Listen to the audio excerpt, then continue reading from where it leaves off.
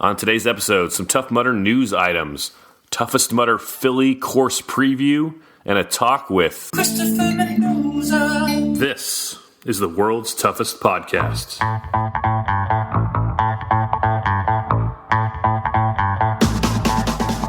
Welcome to the world's toughest podcast, where we talk about any obstacle course race you'd like, as long as that's world's toughest mudder. Each week we talk to members of the WTM community and share stories of success and failure in the single greatest event in OCR. My name is Will Hicks, and this is the world's toughest podcast. Toughest Mudder Philadelphia is this weekend.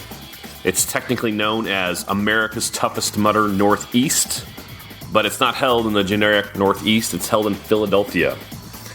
Actually, that's not true either. It's held in Coatesville, Pennsylvania, about an hour west of Philadelphia. But we're not going to call it Toughest Mudder Coatesville. Before we talk to Kris Mendoza about Philadelphia, there's a couple Tough Mudder news items I want to talk about. Tough Mudder announced this week the formation of Tough Mudder Boot Camp. There's a link to the press release on the front page of Mud Run Guide right now. And if you're listening to this later than May 2017, you can find more info about it by Googling Tough Mudder Boot Camp. But here's the gist of it. Tough Mudder Boot Camp is rolling out a line of gyms that look a lot like CrossFit. Here's Tough Mudder CEO Will Dean talking about them. Tough Mudder is entering the gym space because Tough Mudder has a problem. 10% of people that sign up for our events don't even show up. They sign up with great ambitions and then they fail to complete their training programs. So what makes the Tough Mudder Boot Camp unique? Too many Tough Mudders are being failed by their big box gyms. They're being failed by boring routine workouts that don't allow them to achieve their fitness goals.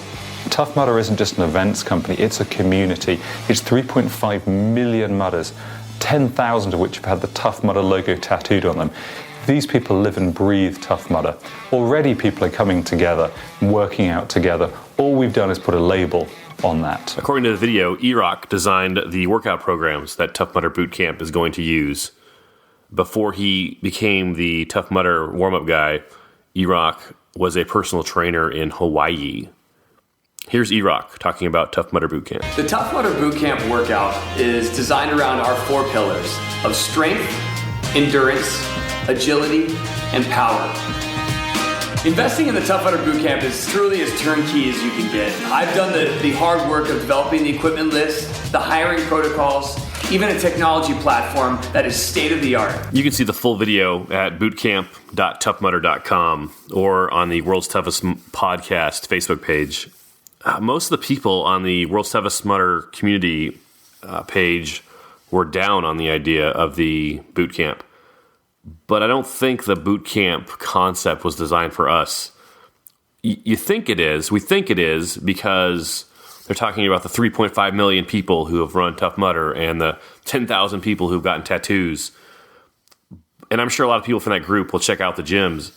But I think they're really looking for the 10% of people or more that sign up for a Tough Mudder and never show up at the starting line. Or the people who don't even sign up, who hear about it but don't ever even make it that far. For the people that sign up but don't show up, yeah, Tough Mudder has their money, so you think they don't care. But I think it's better for everybody if they do show up, because then they show up, they have a good time, and they show up again next year, and they bring 2 of their friends with them. Another thought is, when has Tough Mudder been wrong about something like this? I mean, wrong. Tough Mudder has never sponsored a bowl game.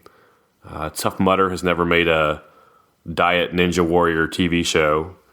Tough Mudder has never stiffed the winners of a race their prize money. When Tough Mudder does something, they do it right. Even the things that don't work are good. Before they rolled out Tough Mudder Half a couple years ago, they did a thing in New York called Urban Mudder. Tough Mudder in the city. It was like a Tough Mudder half without the mud. I wasn't there, but everything I read about it said it was great. They chose to focus on Tough Mudder half the next year instead of Urban Mudder. And now Tough Mudder half's a huge gateway for people to come to the Tough Mudder community. But even though Urban Mudder didn't take, it doesn't mean it was bad. It just wasn't the direction they chose to go. And I think Tough Mudder 5K might be the same thing. It's not designed for the guy that's going to run 100 miles at World's Toughest Mudder, but it might be designed for his mom. It might be designed for your mom or your spouse or, your friend at work who's wondering why you do these weird things on the weekend. The second piece of news is related-ish to that first piece of news. A few people posted this on the World's Toughest board on Facebook, but Anki Frederick's post was the first one I found. Team HQ sent out an email to a few people. I'm just going to read the email. Legionnaire, Team HQ is giving you the exclusive opportunity to apply for a limited number of competitor positions to test an all-new Tough Mudder event. This brand new competition utilizes a 1-mile short format course containing 10 obstacles and 10 functional fitness stations. Submit your official application for the chance to be selected as one of our competitors at this exclusive beta test event and have the chance of winning $2,500. Not leaving with the grand prize? No worries. We are going to hook you up with a unique Tough Mudder headband and tech tee. Don't have the skills to take on the challenge? We are looking for qualified judges to assist at each fitness station. Plus, you will receive free entry to a Tough Mudder event. June 9th, 3 p.m. to 9 p.m., Meadow Event Park, Doswell, Virginia. Are you up for the challenge? Apply to participate. Apply to judge. Whenever I hear functional fitness, I think CrossFit. And with the Tough Mudder boot camp we just talked about, they're clearly looking for some synergy between those two new projects. There's a race in New York called the Civilian Military Combine that mixes functional fitness with an obstacle course race. And it doesn't seem like they've really found a strong market for it. They only hold one race per year, and it's just a weird niche. If you go to this 1-mile Tough Mudder event on June 9th in Virginia, I would love to talk to you. We can do it anonymously if you would like. willhicks@gmail.com. Last thing before we talk about Toughest Mudder Philly, let's read an iTunes review. I love your podcast. 5 stars by Sinovejas. Not only is it informative and entertaining, it keeps me motivated to train after listening to it. Keep up the awesome work. Miss meeting you at Toughest South, but can't wait to meet up with you. Thank you for those kind words. I appreciate that. I am sorry I missed you in Atlanta also. I will be at Toughest Chicago, and I'll be at World's Toughest Mudder in November. But I'm not going to be at anything during the summer for the next few months. I'll be in SoCal and the regular Tough Mudder race in Las Vegas, but that's toward the end of the year, if you would like to come by and say hi. If you'd like to leave a review that I may read on the podcast, go to iTunes, search for Tough Mudder. We're the first podcast that pops up. Click on ratings and reviews, and then click the box that says write a review. It'll take you literally 20 seconds, unless you distract easily. Okay, last thing before Philly. This is our second episode of the week. We usually just do one a week, but if that's not enough Tough Mudder for you, you should check out the Piss and Cock Show. I love these guys. They've been active members of the community for far longer than I have. They've been putting out a show on YouTube for 2.5 years now. It's a weekly or every other weekly-ish show about Tough Mudder and World's Toughest Mudder. It's kind of inside baseball-ish when you first start listening to it, but give it a few weeks and you'll start to recognize the names and who they're talking about and what's going on, and it'll scratch the itch if you want more Tough Mudder content. They've both been on our show. Carlo was on episode 5. Josh was on episode 10. Search YouTube for PIS, the letter N, COX, Piss and Cox. It's not offensive because it's their names. Let's talk Toughest Mudder Philly. Tough Mudder describes the site this way. This venue isn't about independence, it's about teamwork. Because the only way you'll conquer the ups and downs of Plantation's picturesque mud is together. People who have run there describe it as rolling hills, which is also how people described Atlanta, if you were there. You're going to want some elevation, because if there's no elevation, then Tough Mudder is going to just ramp up the obstacle difficulty. So you want some hills. If it's too flat, they're going to make the other part harder to make up for it. Javier Escobar plotted the route, and it looks like there's about 600 feet of elevation gain over the 5 miles. The weather: Saturday night will have a low of 56 with a 20% chance of rain. Sunday morning looks like the same. Sunrise will be at 5:38 a.m. I would bring your wetsuit, but it might be too warm to wear it. But bring it anyway. Regardless of the weather report, this is me telling you to bring your wetsuit. For everything else Toughest Mudder Philly related, let's talk to Kris Mendoza. Christopher Mendoza, thanks for taking the time. Hey, not a problem, Will. Thanks for having me. Kris, you're running in Toughest Mudder Philly this weekend.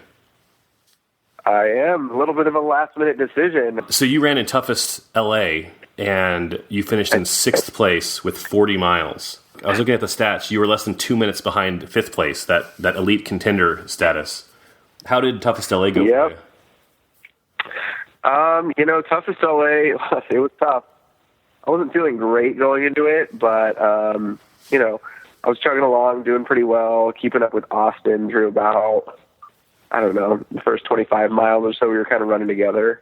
And one of the key points, I think, is when they had that flip of the course, we weren't able to get in that 6th lap. So we only got 5 in on the first loop, which was much easier. Sure. And that second loop just killed me, to be honest. Just with the hills and everything, I think I kind of burned my legs out at the beginning from pounding too hard downhill, and I could only get 3 laps in on that the second loop. So, yeah, it was close. I didn't realize I was so close to 5th. I didn't really know where I was until about about a lap and a half to go. So, it was unfortunate. I think I was happy getting 40 miles, but obviously seeing that you're so close to 5th, it's just kind of disappointing. How did you feel when you found out you didn't make the top 5? Yeah, like I said, it was pretty disappointing for how early in the year it is. I felt pretty okay with it. I knew that I had a few more toughest races to get top 5. Like I said, my main goal was to get in there, get 40 miles. I did, and obviously I wish a few things would have gone differently, but you can't control it every time what place you get. So there was a lot of good people out there, so it was a good barometer. It got me really motivated to keep up training and really step it up. I was looking at the results from the other toughest, and it looks like a fast 40 will get you in the top 5, or any 45 miles will guarantee it. What's your goal for this weekend? I'm hoping to get top 5. I think I could get 45. There's a few things going on in LA Toughest.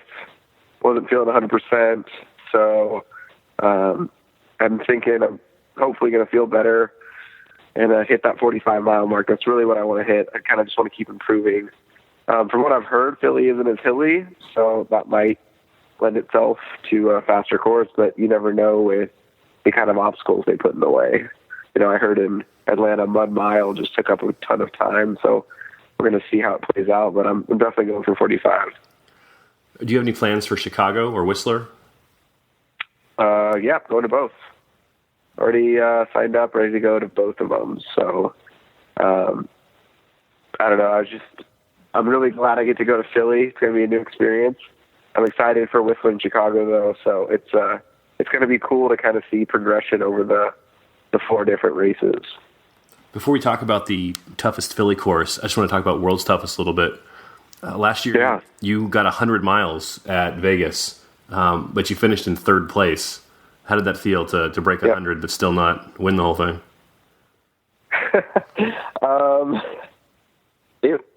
I am super happy with what happened. I kind of came in to the race, thinking, oh, sure. I kind of had a strategy, a plan to get up to 100 miles. And I was like, oh, if everything goes exactly perfectly, I will get 100 miles. Because I don't know, I don't see myself as being one of the top people, or haven't. I only started really doing a lot of running 2 years ago after 2014 Worlds. And so to kind of see my progression to reach 100 miles, I was just ecstatic. I couldn't believe it, to get that orange jacket and have the 100 miles. It was surreal. I wasn't disappointed that I was, in 3rd. Trevor and Austin. Trevor's really served his time. He's gotten 3rd, he's gotten 2nd, he's gotten 1st. This was the year for him, and I'm super happy for him. And Austin just put it all out there and did a great job. So I was really happy. I am really happy with 100. It's a pretty elite club of 100-milers at World's Toughest. Yeah, it was insane to kind of be up there with John, Ryan, Killian, Chad, and then Austin and Trevor. It was pretty surreal. Just kind of thinking back on the progress I've made. For reference, I signed up for the 2014 World's Toughest Mudder, only running one Tough Mudder before then, and not really knowing what I was getting myself into. I miserably got 50 miles. Like, it was a tough 50. Like, I was miserable most of that time, that whole 24 hours. And just to get to 50 miles by 10 p.m., 10 hours into the race, this year was absolutely insane. Just to see the progression. So I'm really stoked. And it was surreal. Still is. The 2014 was the year of the sandstorm in Vegas. How did that? Oh, yes, it was. So sandstorm, I came with I did bring a wetsuit, but I didn't have any gloves. I didn't have anything to warm my head.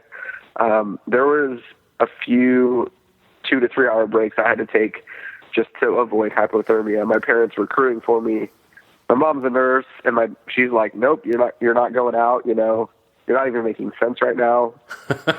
You can warm up in the tent, but until you start to make sense with what you're saying," which obviously I don't even remember that, but she's like, "I won't let you go back out," which is probably a good thing. And so I wanted to get 50. I got 50, which was great, but it was definitely hard to put on that cold wetsuit again. That's probably one of the hardest things, putting on a cold wetsuit and going back out there. In 2015, you got 80 miles. A lot of people this last year made 50 miles and are looking for 75 miles this next year. What helped you make the leap from 50 to 75 plus? You know, I really think it was spending a consistent year of training. Because like I said before then, I played sports, but I hadn't done a lot of running. I think just committing to running more is crucial. Whether you're getting like 30, 40 miles a week, just staying consistent with that and really working on getting a long run in is like once a month at least is really important. Because before 2014, I had never ran over like 20 miles. And just to get those long training runs, to figure out how you can eat and run, it's kind of crucial going into Worlds. And not stopping. Just never stop for pits. Don't stop for pits when you're trying to make your 75. Yeah, don't stop in the pits. Was actually something huge. I made sure that I had a thick enough wetsuit and was warm enough. So my goal in 2015 was just keep moving. I wanted 75, but it was just keep moving, don't stop. I think I took like a 40-minute pit one time once I knew I was kind of going to get the 75 miles. So, that was a big difference. When you say a long training run once a month, about how long are you talking? That year I started doing about a 30-mile training run, about once a month, like I said. And it was a very hilly 30 miles, so it could take me up to 5 hours. I'd be out there. I would have different places where I could fill up my Camelback, but I was really just getting used to kind of grinding out there. And you don't have to be running the whole time. You could be hiking, but just getting used to being out and eating and drinking while moving is a huge game changer. In 2016, you made the jump from 80 miles to 100 miles. What were the big changes you made that year training? Yeah, training-wise, again, my volume just kind of kept going up. I had the base from the previous year that I already kind of was coming off of, which was huge. As far as training-wise, I started running a lot more hills. I started getting a lot more aggressive with my hill interval training, getting a lot more power in my legs. And I think that really helped later in the race for them not to fatigue, because I was, feeling pretty good, and I had that endurance, that power in my legs I didn't have before. Another thing I did, which which I feel like helped. I went to go kind of I saw a running coach because I'd never really been taught how to run properly. I know a lot of people have been, looking into this in OCR, but I went to someone, they tell you to change your cadence. You want to land more on your midfoot and forefoot, and it really changes your running form. But I feel like it's really helped you become a more efficient runner. Was that difficult to change the way you've been running your whole life? Oh, yeah. I still remember, because I think I went last April, so about a year ago, last April or May, and that first month felt miserable. You feel like you're taking, 3 steps back. But once you kind of get over that hump and get used to running that way, your efficiency just kind of goes through the roof, and it seemed to pay off if you kind of look at the results that I've had. So paid off for me. I'll Sure. put it that way. So, yeah. So this upcoming year at World's Toughest, it looks like some of the big guns are moving from the team category back into the solo category. Do you have any thoughts on that or expectations for this year? I know that the individual category is going to be a lot more competitive. My sights are kind of set on that 110 mark. It kind of, again, is just going to depend on how the course lays out, the weather. Obviously, last year the weather was awesome, so that really helped. But right now I'm looking to go 110.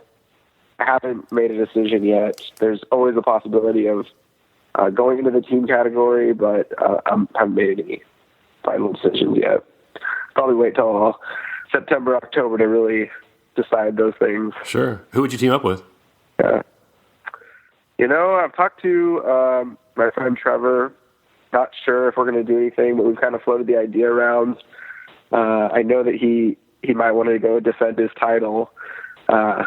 He's he worked really hard to get that number 1 on his bib, and I'm sure he wants to keep it. So we both want to get 110. It's just a matter of kind of how we decide to tackle that. So that's kind of the one person I've really talked to. So we'll see. We're pretty good friends. We're both, we don't have any expectations one way or the other. It's kind of like, I understand if he wants to go individual. He'll understand if I want to go individual, but we've talked about it. I'll just say that. I would love to see the 6 of you who made 100 all compete against each other one year. That'd be something to watch. And I mean, and that's the thing is, if I feel like I can hit the 110, if Trevor feels like he can hit the 110, we're going to go for it individually. It's just one of those things. It's 50K. So if you think you can get it, you got to go for it. Let's talk about Toughest Mudder Philly. We're looking at the course map here. One of the biggest changes between Philly and L.A. is there's only going to be 1 loop in Philly versus 2 in L.A. What are your thoughts on that? I kind of talked about it before. The way that it was set up before, I kind of felt like not getting in 6 laps on that first loop really hurt me overall as far as miles. And having this 1 loop where they slowly open stuff up is, in my mind, a little more fair, just because if it's time-based, it just opens up as you kind of go around, rather than them closing or turning off closing off all the obstacles for the first loop at 3:45. Some people were able to kind of get a free lap in. So this is going to make it to where it's less based on how fast you're going at the beginning necessarily. So I personally kind of like this. It's more reminiscent of World's Toughest Mudder, where everyone's kind of doing the same thing. But we'll see if I meet my words later when they, open up a bunch of obstacles, and it's just a lot more intense. But I think having more obstacles per lap is going to be a little more fun, personally. There's 17 obstacles on the 5-mile loop. In the past, there's been 11 or 12 obstacles on each of the 2 loops. Right. So, yeah, it looks like I think they said it by 4 o'clock they're all open. So it's definitely going to slow things down a little bit, but it should make for a pretty quick first few laps. I mean, like I said, I guess the good thing was with the first format is you got 2 fresh courses, which was pretty cool. But this one's definitely going to be a little more obstacle heavy, so you don't have to run as much in between, it will be nice. It breaks it up. And you don't know, they might change it back to 2 loops for Whistler or Chicago, or they might make 3 loops. Yeah. I don't think they'll do 3 loops. Yeah. You have no idea. I was thinking about the 2-loop format, and I just feel like it's so much work for Tough Mudder to logistically put that on. So this 1-loop format is definitely going to be cool because I've already experienced the other one. So I'm still confused looking at the map, kind of what all the different things mean, because it looks like there's different routes. So I don't know if how they're going to change stuff up, but it should be fun. Looking forward to it. Let's just talk through the obstacles, and you can maybe, if you have some strategy or tips for each one. The very first obstacle is Mud Mile 2.0. Yeah, so that one's going to be tough if they make it similar to what I heard Atlanta was like. LA wasn't, I don't even know they did have it in LA, but it wasn't too bad. That's just going to be a grinder. It's going to be a time suck, so you're going to definitely have to rely on your people around you to get through that one. The second obstacle is Skid Mark. That's the inverted wall leaning toward you. That's going to be one where a lot of people are going to need help. I know for me, they made it a little bit taller for toughest, which made it a little more difficult, but I was still able to manage by myself. But definitely with the increased height, you can kind of use the sidebars if you need to kind of help get up that. Next obstacle is Blockness Monster. One of everyone's favorites. This one's it's a great obstacle. You get a lot of teamwork in. Depending on how high the water is and how heavy the blocks are, you can do it by yourself, but with the way that this course is set up in a 5-mile loop, you're probably going to have people the whole time there to kind of help you out. So that's definitely one of my favorites. After Blockness is Pyramid Scheme. Yeah, Pyramid Scheme. They made it similar to Worlds, where they kind of have the rope. So not too bad. Just kind of grab onto the rope, lean back a little bit, and just kind of just pull yourself up. Definitely not like the normal Tough Mudder course Pyramid Scheme, thankfully. Unless that'd be a definite time suck for a lot of people. For toughest Pyramid Scheme is actually one of the easier obstacles versus at a regular Tough Mudder, it's one of the hardest.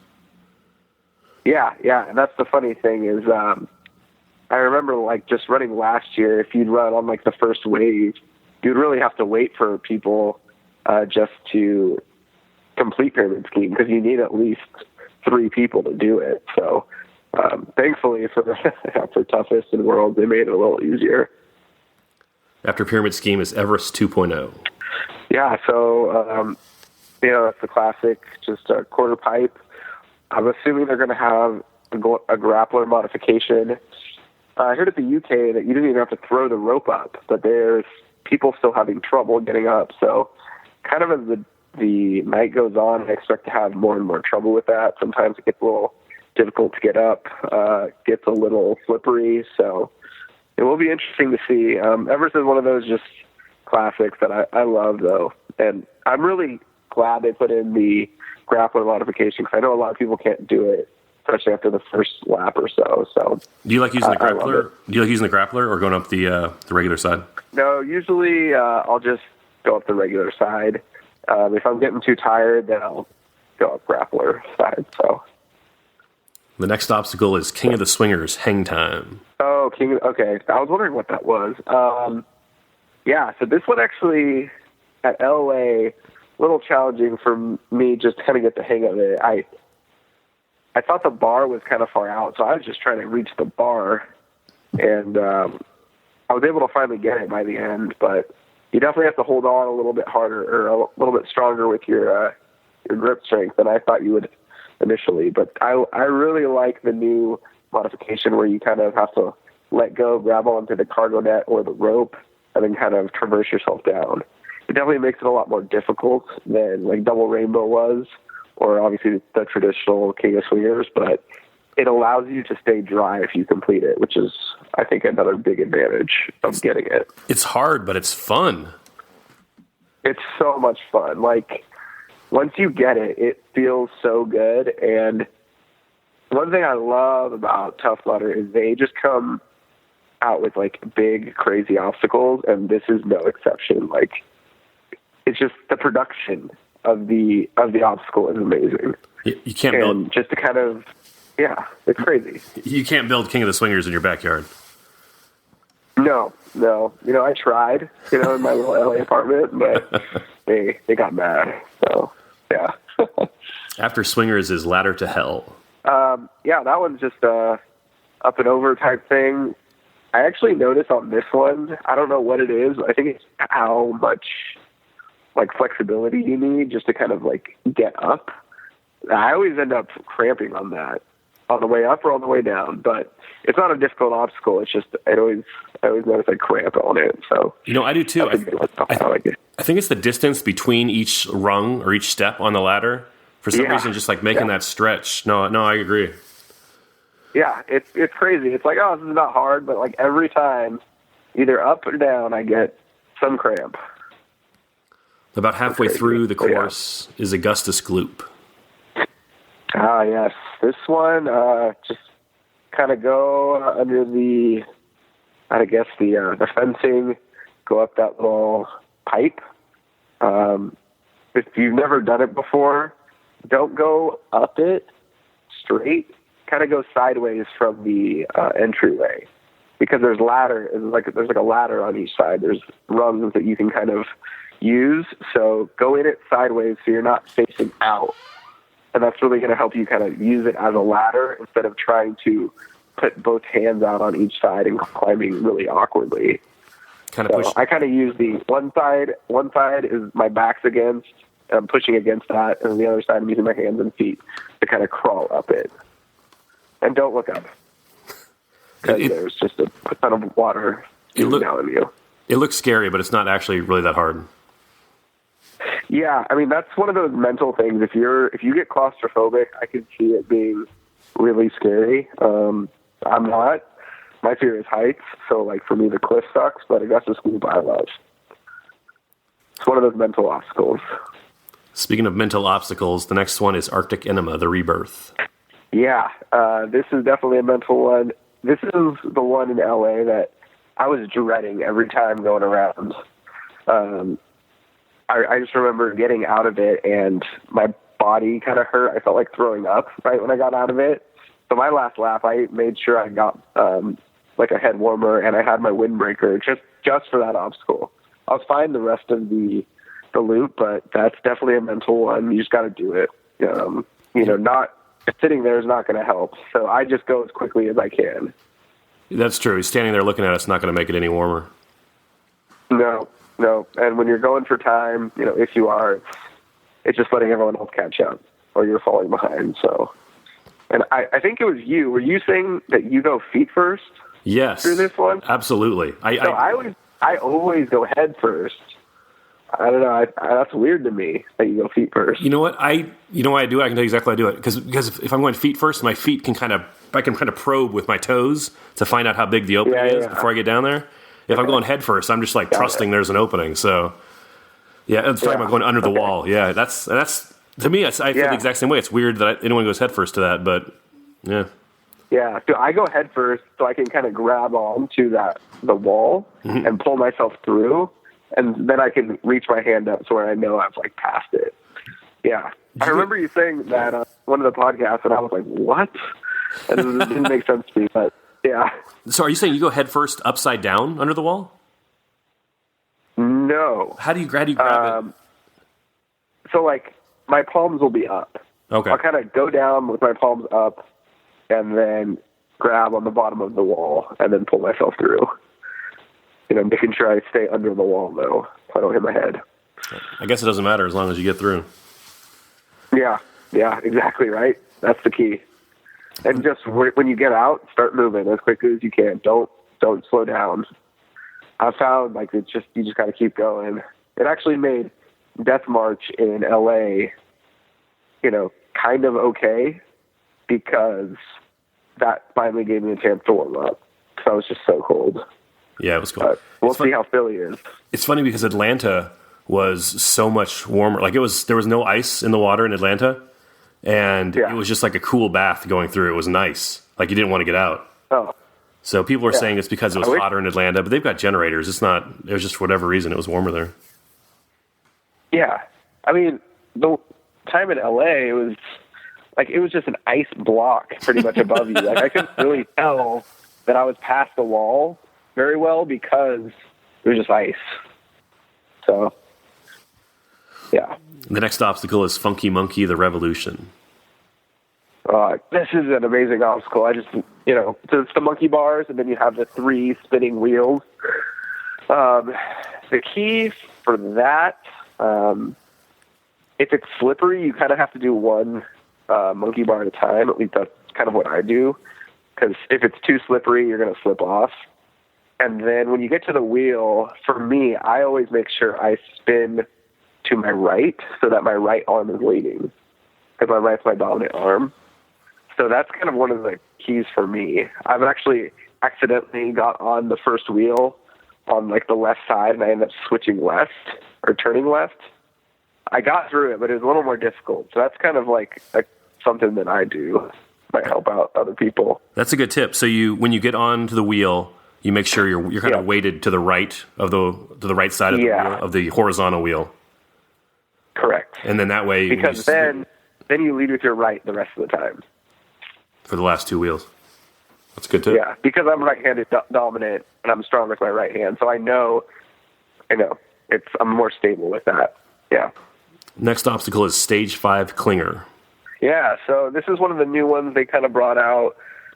I don't know which version is this. Is this the one where you have to do the monkey bars and then swing up and over? You know what? In Atlanta, they sent you up both of them. You did the hard version and then you did the easy version. In LA, we just did the easy version. So who knows? Right. Yeah, so I mean, this one's just going to kind of take some upper body strength, and then you might have to kind of do a pseudo muscle up to get up, or just kind of kick your legs over your head and try to get up. I really like this one. I think that the harder version is just hard enough to be able to keep doing it, and it's challenging enough to. But if you have people there, you can obviously help each other up. So I really like this obstacle. I think it's, again, one of those really innovative things. It's not too difficult. I guess construction-wise, at least it doesn't seem too big or crazy, but it's a fun one. This might be their hardest individual obstacle. I guess this or Funky Monkey. Yeah, especially if you're doing it individually. That's the thing. This one you can help. And if you have someone kind of underneath you on Stage 5 Clinger, you can like put your foot on their shoulder. That's the other thing I like. It's hard if you're doing it by yourself, but if you have people there to help you, it makes it a lot easier. So it kind of really promotes that teamwork that Tough Mudder is all about. So yeah, it can go both ways. I think that's why I like it, because if no one's around, it gives me a good challenge. But if there's people that are helping, it's really cool. It's just everyone out there helping each other. So it's awesome. Next obstacle is Balls to the Wall. Yeah, this is a good one. Just kind of going up the I guess it's 12 feet to the wall, and you have just a rope with the knots on it. So depending on how slippery the rope is, you kind of want to lean back on this one, as long as your grip doesn't slip back. Because when you lean back a little bit, it kind of helps just pull everything up. You can kind of scale up the side of the wall. And to be honest, when I turn around to go down, I don't even use the rope. I just, I think they have steps, and I take one step and then just jump off and go. But you can use the rope. That's what it's there for. But usually I just too much in a hurry, just jump off it. Using those steps actually seems more secure to me too. So I use the steps. Yeah. The next obstacle is a mystery obstacle, which so far has been coded for... Can't wait for Operation. Operation. Yeah, this is a good one. I love Operation. The first year they brought it out, I hated it. Now it's like, I feel like I've gotten a lot better at it. It's been nice. So when I first started, I would try to get the hook. I would try to hook the ring on like the end, right? You know how there's the hook at the end of the wooden pole? Sure. So I would try to hook it with that metal hook. What I realized is a lot better. Try to put the pole all the way through the ring that you're trying to get, and then kind of tilt the pole up. So even if for some reason you get shocked, the pole is tilting up. The ring is inside the pole, or is on the pole. Hopefully not on the very end. It's probably somewhere on the wooden part, and so you can just kind of really quickly bring it back instead of kind of having it dangling on that end hook. So I like to try to kind of push it all the way through and then pull it up. So that is an outstanding tip. So that even if you get shocked, you're not going to lose your thing and you don't have to take the penalty.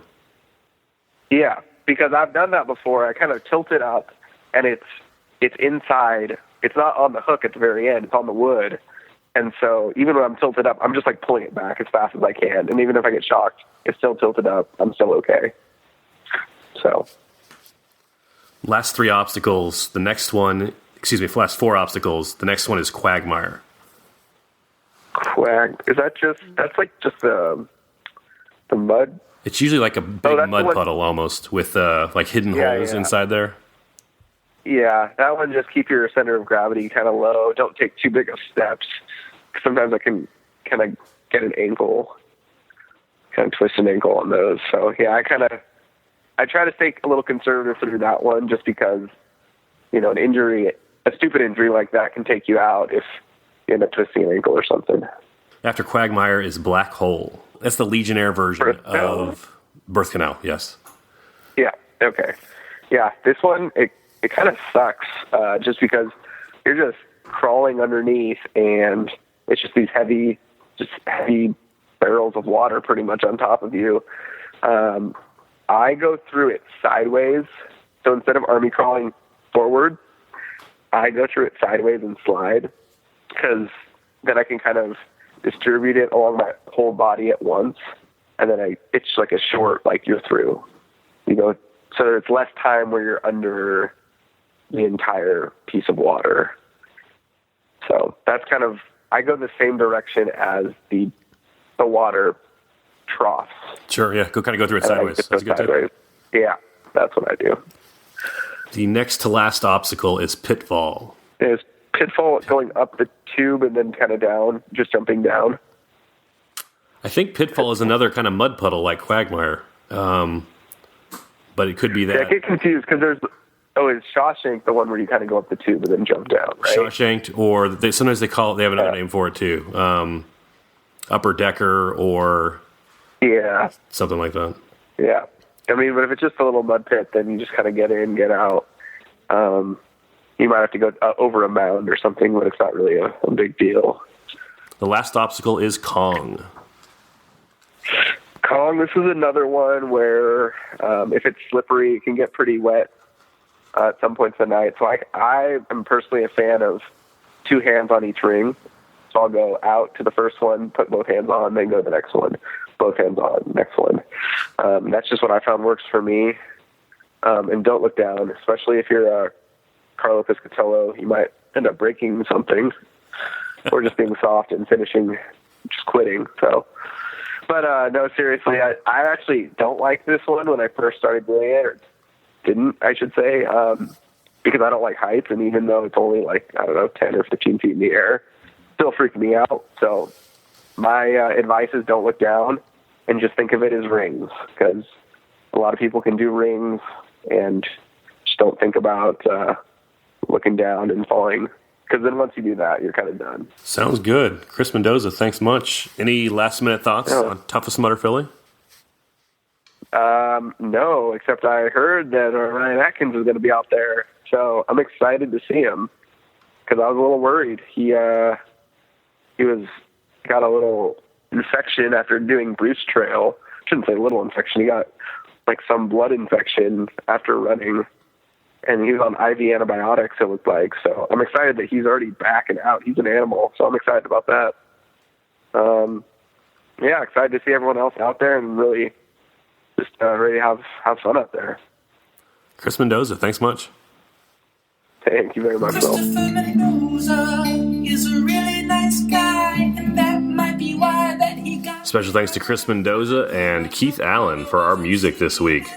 Good luck in Philly, guys. I've got that song Keith Allen wrote stuck in my head. So I was dying because it got stuck in my head, and I'm like, this sounds like the most narcissistic thing because my name is just going off over and over in my head. I'm like, this is ridiculous. Mendoza.